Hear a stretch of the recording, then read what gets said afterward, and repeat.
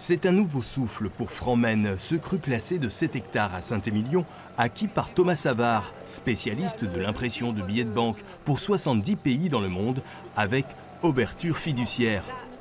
C'est un coup de cœur de mon père et moi quand on est arrivé ici, qu'on a vu cet endroit. Mais oui, des amateurs de vin et puis envie de s'impliquer, envie de développer le potentiel de cette propriété.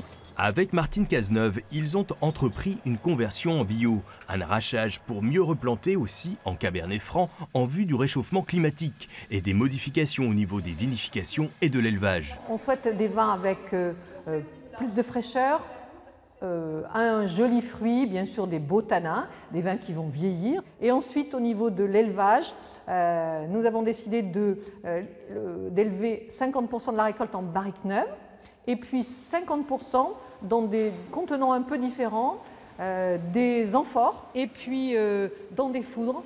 Franmen mise énormément sur l'œnotourisme. L'endroit a été un ancien relais de poste au XVIe siècle. Mais aussi ses carrières ont servi à extraire des pierres pour construire les villes alentours. Un parcours scénographique a d'ailleurs été confié à Éric Le Collen. On parle de ces pierres qui vont construire le Grand Théâtre à Bordeaux. On parle d'Aliénor et de son fils Jean Santerre qui va créer la Jurade. Donc on rassemble un petit peu dans ce lieu un peu la mémoire de ce territoire. Ces carrières qui ne servaient plus au XIXe siècle ont depuis été consacrées à l'élevage des vins. On a ici les conditions idéales, température constante, entre 12 à 14 degrés, naturelle, et un niveau d'humidité et d'hygrométrie très élevé, donc très peu d'évaporation à travers les barriques.